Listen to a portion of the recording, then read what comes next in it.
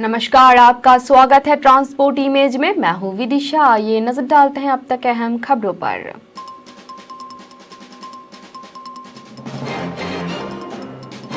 काशी में मनाया जाएगा दक्षिण भारत का प्रसिद्ध कार्तिकेय दीपम उत्सव।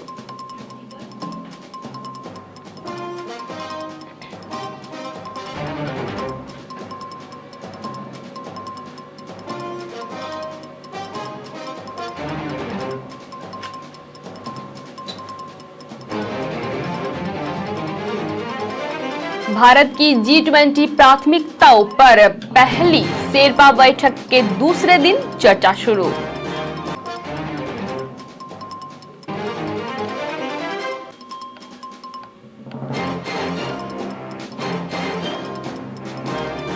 एग्जिट पोल में भाजपा के गुजरात में आसान जीत, हिमाचल प्रदेश में टक्कर के बीच बढ़त।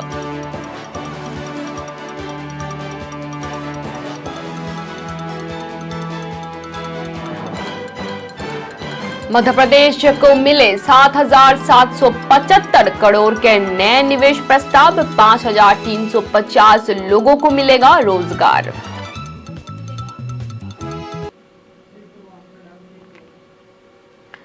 आइए जानते हैं खबरें विस्तार से। काशी तमम संगमम में एक और भव्य उत्सव मनाने की तैयारी चल रही है।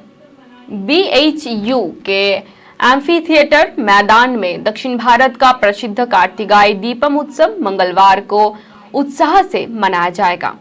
दक्षिण भारतीय समुदाय के लोग विश्व में कहीं भी रहते हैं, वो इस उत्सव को मनाते जरूर हैं। इस वर्ष कार्तिकेय दीपम उत्सव 6 दिसंबर को पड़ रहा है। उत्तर भारतीय कैलेंडर के अनुसार मार्गशीर्ष महीने की पूर्णिमा तिथि को पर्व आयोजित होता है। पर्व पर मेहमानों द्वारा पूरे कार्यक्रम स्थलों को दीपों से सजाया जाता है। पर्व की ये है मान्यता। पौराणिक कथाओं में बताया गया है कि सृष्टि के आरंभ में ब्रह्म का भेद बताने के लिए भगवान शिव ज्योतिर्लिंग के रूप में प्रकट हुए। ब्रह्मा और विष्णु जो अपने आप को श्रेष्ठ साबित करने के लिए संघर्ष कर रहे थे, उनके सामने आकाशवाणी हुई कि जो इस लिंग के आदि या अंत का पता करेगा वही श्रेष्ठ साबित होगा। भगवान विष्णु बराह रूप में शिवलिंग के आदि का पता करने के लिए भूमि खोदकर पाताल की ओर जाने लगे। उधर ब्रह्मा जी हंस के रूप में अंत का पता लगाने आकाश में उड़ चले, लेकिन वर्षों बीत जाने पर भी दोनों आदि अंत का पता नहीं कर पाए। भगवान विष्णु हार मानकर लौट आए, लेकिन ब्रह्मा जी ने भगवान शिव के शीश पर गिरकर आने वाले केतकी के फूल से पूजा की, शिवलिंग का अंत कहा। केतकी ने बताया कि वो युगों से नीचे गिरता चला आ रहा है, लेकिन अंत का पता नहीं चला। ब्रह्मा जी को लगा कि वो पराजित हो जाएंगे, तो इसीलिए उन्होंने लौट आकर झूठ कह दिया। शिवलिंग के अंत का पता चल गया। उन्होंने ऐसा कहा। ब्रह्मा जी के झूठ से ज्योतिर्लिंग ने प्रचंड रूप धारण कर लिया। इससे सृष्टि में हाहाकार मचने लगा। देवताओं द्वारा क्षमा याचना करने पर यह ज्योति तिरुमलई पर्वत पर अरुणाचलेश्वर लिंग के रूप में स्थापित हो गया। कहते हैं कि यहीं से शिवरात्रि का त्योहार मनाना भी आरंभ हुआ। कार्तिकेय त्योहार हर साल कार्तिकेय महीने तामिल कैलेंडर के पूर्णिमा के दिन मनाया जाता है।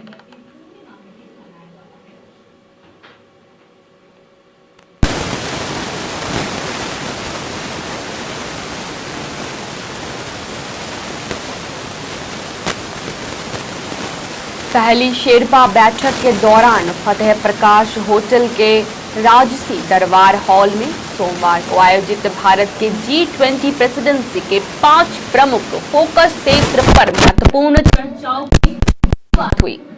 तकनीकी परिवर्तन और पर्यावरण के लिए हरित विकास और जीवन शैली पर महले 2 सत्रों के अलावा वैश्विक और क्षेत्रीय अर्थव्यवस्था, संभावनाएं और चुनौतियों पर एक संवाद और G20 सदस्य देशों के बीच एक अनौपचारिक चाय पर चर्चा भी आयोजित की गई। भारत की G20 प्रेसिडेंसी की 4 से 7 दिसंबर तक निर्धारित पहली शेरपा बैठक में कल उदयपुर में अंतर्राष्ट्रीय शेरपाओं, उनके प्रतिनिधि मंडलों और आमंत्रित अंतर्राष्ट्रीय संगठनों के प्रमुखों का स्वागत किया गया। बैठक के पहले दिन G20 इंडिया शेरपा के साथ एक अनौपचारिक मीडिया बातचीत सहित विभिन्न गतिविधियों के साथ सतत विकास लक्ष्यों पर बातचीत भी हुई। ये विकास लक्ष्य थे 2030 एजेंडा के मिड पॉइंट पर ट्रांसफॉर्मिंग लाइव्स। इसके अलावा जलसाजी कला का एक प्रदर्शन, प्रतिनिधियों के लिए एक नेटवर्किंग कार्यक्रम, एक डेजर्ट म्यूजिक सिम्फनी और विभिन्न सांस्कृतिक प्रदर्शन दिन भर चले। पहली शेरपा बैठक की वार्ता भारत के G20 शेरपा अमिताभ कांत ने शुरू की, जिन्होंने 13 कार्यकारी समूह में भारत की G20 प्राथमिकताओं को प्रस्तुत किया। शेरपा ने विकसित और विकासशील देशों के बीच सभी की जीत वाला सहयोग बनाने के लिए G20 अध्यक्ष के रूप में अपनी भूमिका का उपयोग करते हुए ग्लोबल साउथ की वास्तविक आवाज के रूप में भारत के कर्तव्य पर प्रकाश डाला।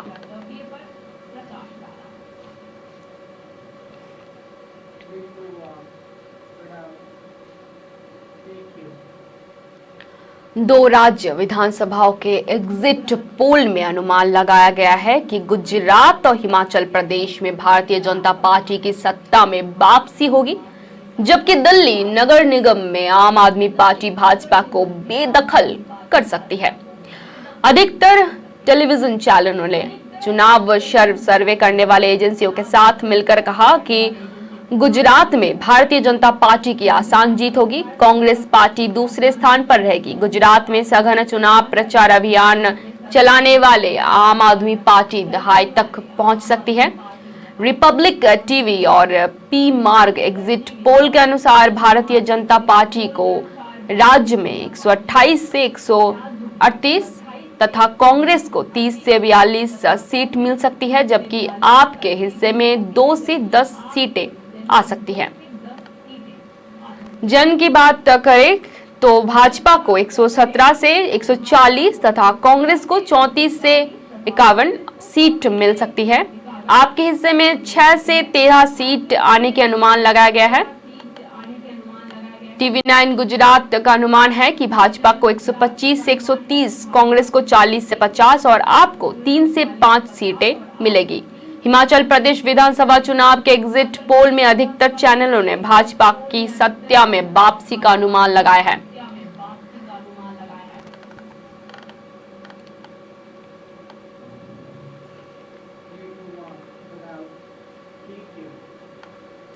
मुख्यमंत्री ममता बनर्जी के भतीजे और तृणमूल कांग्रेस के महासचिव अभिषेक बनर्जी के चश्मे की कीमत को लेकर फेसबुक पर पोस्ट करने वाले पुलिस इंस्पेक्टर को बिना कारण बताए निलंबित कर दिया गया।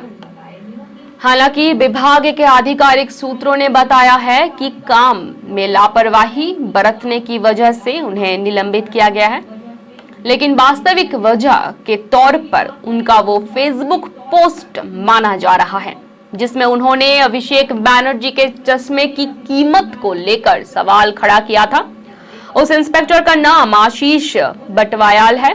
उत्तर 24 परगना के 12/7 DIB में पुलिस इंस्पेक्टर के तौर पर तैनात थे। सूत्रों ने बताया है कि उन्हें अचानक निलंबित किया गया है। दरअसल उन्होंने कुछ दिनों पहले सोशल मीडिया पर एक पोस्ट किया था जिसमें लिखा था कि आपके चश्मे की कीमत कितनी है, थोड़ा लोगों को बताइए, कहां कहां आपका इलाज होता है ये भी बताइए। पोस्ट में अभिषेक बनर्जी की तस्वीर भी लगी हुई थी। इस पुलिस वाले के फेसबुक बायो में लिखा है कि मैं एक ईमानदार, भद्र और निर्दोष व्यक्ति हूं जो सच बोलता है, उन्हें पसंद करता हूं। प्रतिक्रिया के लिए उनसे संपर्क करने की कोशिश की गई, लेकिन उन्होंने बात करने से इनकार कर दिया। नाम जाहिर नहीं करने की शर्त पर एक आला अधिकारी ने बताया कि आशीष DIB में इंस्पेक्टर पद पर तैनात थे। उनके काम में कई लापरवाही सामने आई है, इसलिए उन्हें निलंबित किया गया। हालांकि किस तरह की लापरवाही सामने आई है इस बारे में उन्होंने कुछ भी बताने से इनकार कर दिया।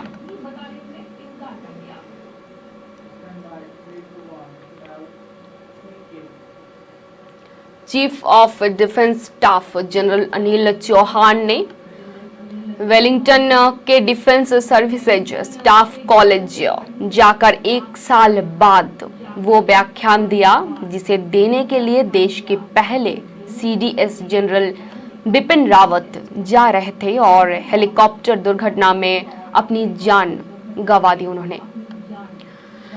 उन्होंने डीएसएससी का दौरा किया और राष्ट्रीय सुरक्षा और सैन्य मामलों के विभाग की भूमिका के मुद्दों पर 78वें स्टाफ कोर्स के संकाय और छात्र अधिकारियों को संबोधित किया। रक्षा विभाग के अधिकारियों के मुताबिक देश के पहले chief of defence staff general Bipin Rawat के उत्तराधिकारी जनरल अनिल चौहान ने आज वेलिंगटन में डिफेंस सर्विसेज स्टाफ कॉलेज का दौरा किया। उन्होंने वही व्याख्यान दिया जो उनके पूर्ववर्ती जनरल बिपिन रावत देने वाले थे। वेलिंगटन कॉलेज जाते समय ही सीडीएस रावत का हेलीकॉप्टर पिछले साल 8 दिसंबर को दुर्घटनाग्रस्त हुआ था। तमिलनाडु के सुलूर से उड़ान भरने के बाद भारी बादल छाने के बीच उनका हेलीकॉप्टर पहाड़ी से टकरा जाने के कारण दुर्घटनाग्रस्त हुआ था। इस दुर्घटना में जनरल रावत और उनकी पत्नी मधुलिका रावत और 12 अन्य सैन्य कर्मियों को अपनी जान गंवानी पड़ी थी। सीडीएस जनरल अनिल चौहान ने defence services staff college Wellington में संकाय के प्रोफेसर और छात्र अधिकारियों को संबोधित किया। इस दौरान उन्होंने राष्ट्रीय सुरक्षा और सैन्य मामलों के विभाग की भूमिका के मुद्दों पर विचार व्यक्त किए।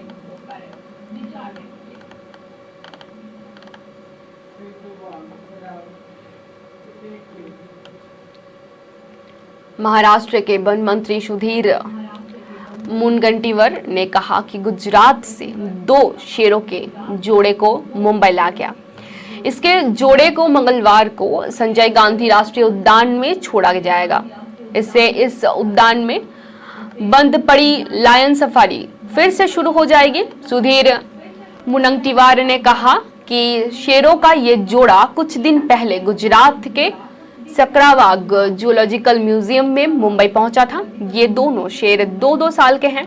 कुछ समय मुंबई के माहौल से रूबरू होने का मिला। अब उन्हें मुंबई के पर्यावरण की आदत हो गई है, इसलिए इन दोनों को मंगलवार को संजय गांधी राष्ट्रीय उद्यान के आवास में छोड़ा जाएगा। दोनों शेरों की ये जोड़े केवल 2 साल के हैं, इसलिए आने वाले कई सालों तक पर्यटक लायन सफारी का आनंद ले सकते हैं और इन शेरों की अगली पीढ़ी भी संजय गांधी राष्ट्रीय उद्यान में पैदा होगी। इससे महाराष्ट्र में शेरों की संख्या बढ़ने वाली है। मुनगंटीवार ने बताया कि स्टेट बैंक ऑफ इंडिया ने इन शेरों को मुंबई लाने का सुझाव दिया था और शेरों के रखरखाव को वहन करने की जिम्मेदारी भी ली है। वन मंत्री ने इस नेक काम के लिए स्टेट बैंक ऑफ इंडिया को धन्यवाद भी दिया।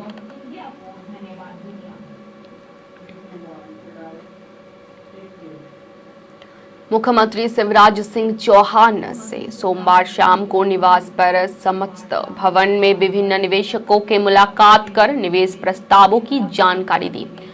मुख्यमंत्री ने कहा कि निवेश की दृष्टि से मध्य प्रदेश एक आदर्श राज्य बना है।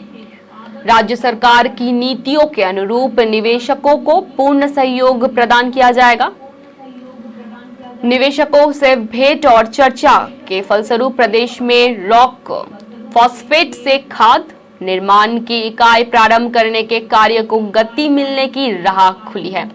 नवीन औद्योगिक निवेश प्रस्तावों के फलस्वरूप प्रदेश में 7,775 करोड़ रुपए का निवेश और 5,350 लोगों को रोजगार मिलने की संभावनाएं हैं। मुख्यमंत्री चौहान से निवेशकों की भेंट के दौरान औद्योगिक नीति एवं निवेश प्रोत्साहन विभाग के प्रमुख सचिव मनीष सिंह और Madhya Pradesh industrial development corporation limited के एमडी श्री मनीष सिंह भी उपस्थित थे। मुख्यमंत्री से इंडियन फॉरेस्ट लिमिटेड के प्रबंध संचालक रविंदर सिंह ने भेंट कर बताया कि उनका संस्थान प्रदेश के सुझाबू के जिले के मेघनगर में लगभग 200 करोड़ रुपए की लागत से संयंत्र की स्थापना कर रहा है। इससे मध्य प्रदेश में किसानों को एसएसपी और डीएपी के लिए अन्य प्रदेशों पर निर्भर नहीं रहना पड़ेगा। सिंगल सुपर फॉरेस्ट के संयंत्र से स्थानीय लोगों को रोजगार भी मिलेगी। इंडियन फॉरेस्ट लिमिटेड सागर जिले में डीएपी प्लॉट के लिए भी निवेश कर रहा है। सुजाऊ और सागर के संयंत्र में लगभग 400 लोगों को रोजगार देगी। मुख्यमंत्री से मैसर्स ग्रीनको ग्रुप के प्रबंधक संचालक अनिल कुमार चलम सेट्टी ने भेंट की।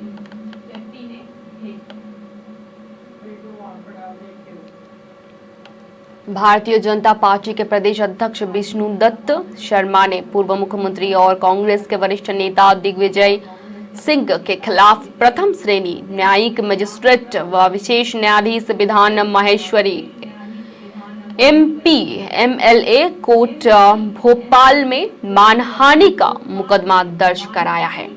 न्यायालय ने माना कि मामला प्रथम दृष्टया आईपीसी के धारा 500 का बनता है। न्यायालय ने दिग्विजय सिंह के खिलाफ प्रकरण पंजीबद्ध कर समन जारी करने के लिए निर्देशित किया है। इसके अनुसार न्यायालय में उपस्थित होकर दिग्विजय सिंह को जमानत लेनी होगी। मामले की सुनवाई 11 जनवरी को होगी। दरअसल दिग्विजय सिंह ने 4 जुलाई 2014 को मीडिया को दिए बयान में ये आरोप लगाया है कि विष्णुदत्त शर्मा, जो अखिल भारतीय विद्यार्थी परिषद के महामंत्री रहे थे, उनके द्वारा राष्ट्रीय स्वयंसेवक संघ और व्यावसायिक परीक्षा मंडल के बीच में बिचौलियों का काम किया है। दिग्विजय सिंह ने पत्रकारों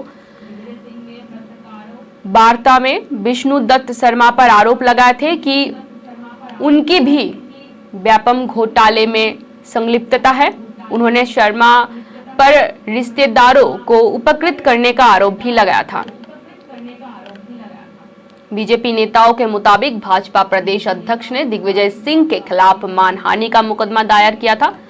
इसको लेकर प्रथम श्रेणी न्यायिक मजिस्ट्रेट एवं विशेष न्यायाधीश एमपी एमएलए भोपाल विधान माहेश्वरी ने धारा 500 भारतीय दंड संहिता के अंतर्गत दिग्विजय सिंह के खिलाफ केस दर्ज किया है।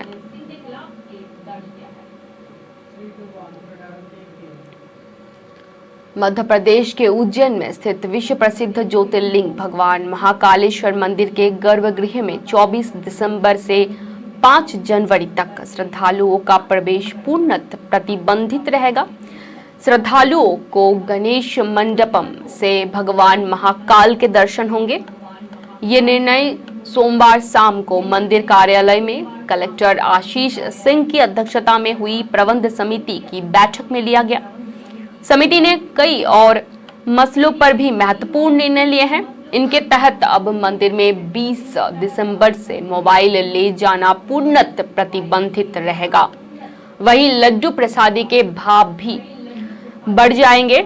मंदिर प्रबंध समिति के प्रशासक संदीप कुमार सोनी ने बताया कि साल के आखिरी हफ्ता में देश भर से हजारों श्रद्धालु भगवान महाकाल के दर्शन करने आते हैं। श्री महाकाल महालोक का निर्माण होने के बाद बीते साल की अपेक्षा इस वर्ष 3 गुना अधिक श्रद्धालुओं के आने का अनुमान है। भारी भीड़ को देखते हुए समिति ने 24 दिसंबर से 5 जनवरी तक गर्भगृह में भक्तों को प्रवेश पूर्णतः प्रतिबंधित करने का निर्णय लिया है। इस दौरान मंदिर के पुजारी नियमित पूजा अर्चना तथा आरती करेंगे। उन्होंने बताया कि मंदिर के पुजारी व समिति सदस्य राम पुजारी ने भी मंदिर के समस्त पुजारी पुरोहितों की ओर से आम जनता की सुविधा को दृष्टिगत रखते हुए प्रवेश प्रतिबंधित करने को समर्थन किया है।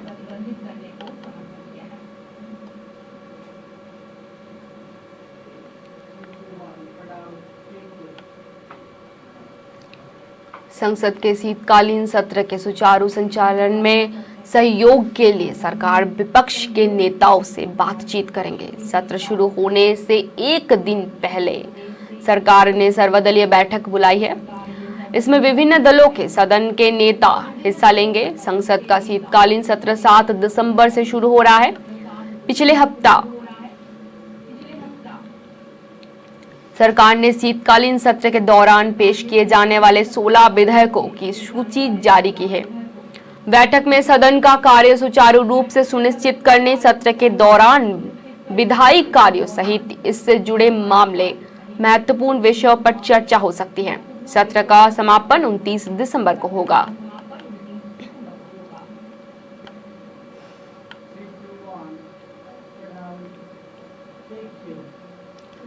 बहुजन समाज पार्टी यानी कि बसपा राष्ट्रीय अध्यक्ष मायावती ने बाबा साहेब डॉक्टर भीमराव अंबेडकर को उनके परिनिर्वाण दिवस पर सतत नमन किया है।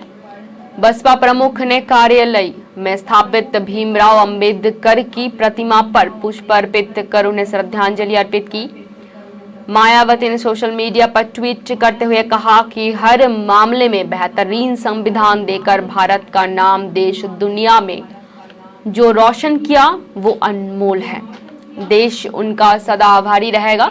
उन्होंने कहा कि देश की सरकारें काश उस संविधान के पवित्र असूलों के तहत कार्य करती तो यहाँ करोड़ों गरीब वो मेहनत कशों को काफी मुसीबतों से कुछ मुक्ति मिली होती। संविधान के आदर्श को जमीनी हकीकत में बदलकर लोगों के अच्छे दिन लाने की जिम्मेदारी में विमुखता व विफलता दुखद एवं चिंतनीय विषय है।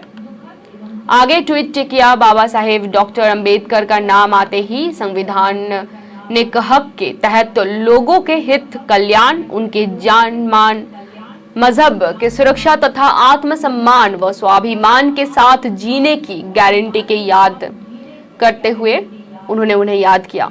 रोजी रोटी, न्याय, सुख, शांति व समृद्धि से वंचित तो लोगों की सही चिंता ही उन्हें सच्ची श्रद्धांजलि होगी, ऐसा मायावती जी का कहना है।